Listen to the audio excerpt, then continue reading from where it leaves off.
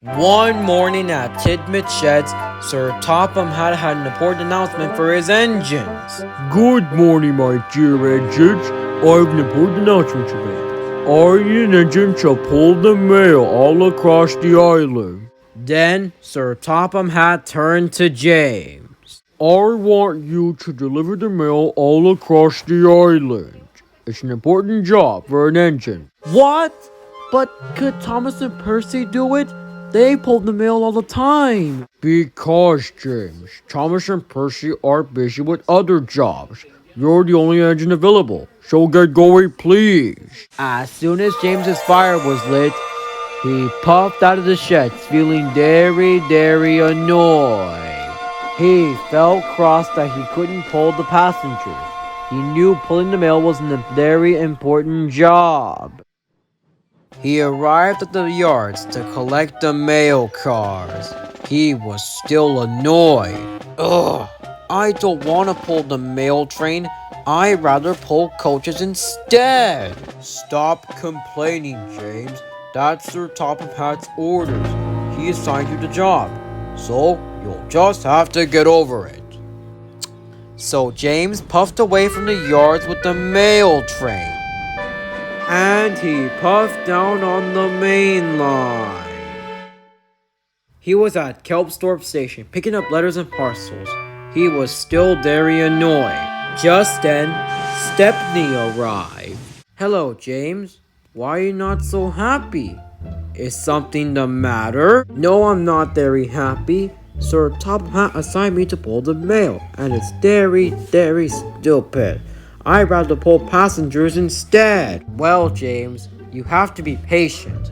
Now must get going. See you later. And Stepney puffed away, leaving James still annoyed. You just gotta be patient. You just gotta be patient. You just gotta be patient. And James puffed away with his mail train and left Kelpstorp. He was at the yards getting filled up with coal by the hopper. He was still annoyed. Just then, Thomas arrived. Hello, James. How are you feeling? You don't look too happy. Because Sir Topham Hatt assigned me to pull the mail train. I'd rather pull passengers instead. Well, James, you pull goods trains and sometimes you don't like coal cars. But you just have to be patient. I must get going anyway. See you later. And Thomas left the yards to head off for his next train, leaving James still annoyed as he looked down on his buffers. At Tidmit Sheds, James was still complaining. Sir Topham Hatt always assigned me to do other jobs instead of pulling passengers. It's not fair. Now, James. Just because Sir Topham Hatt assigned you to other jobs, that doesn't mean it's unfair. But you're still really useful. Before Edward could say anything else, James backed into his berth and went crossly to sleep. The next morning, James arrived at the yards. He rolled to a stop and he looked around. When he looked at the other side of the siding, there were coaches. James had a very naughty idea. Maybe I should take the coaches instead of those stupid coal trucks. And James left the yard and took the coaches with him. He was soon out on the main line. And he was racing towards Marin Station. And he was enjoying himself. Woo-hoo! He raced down the bottom of Gordon's Hill. He soon arrived at Marin Station in record time and rolled to a stop. Once the conductor blows his whistle, I can be off again. Oh, won't you now? Uh-oh. You sneaking out of the yards is not acceptable, James. You will stay in your shed until you don't want to. Without another word, James puffed sadly away. At Tidmit Sheds, the other engines decided to tease James. I wonder who's gonna pull the express if James is gonna stay in the shed.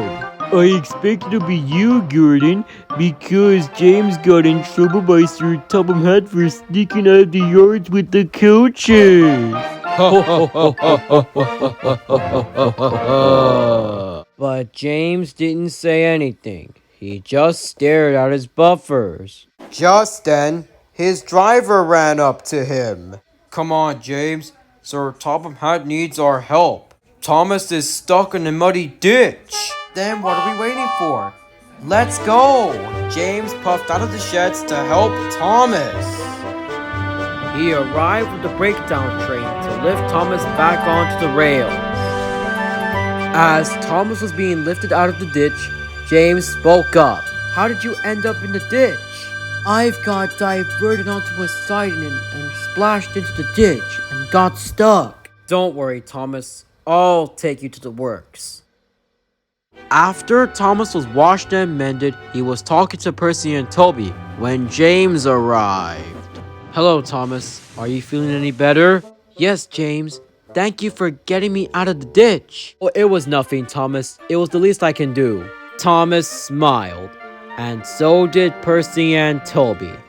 They were glad that James had helped them out of a situation.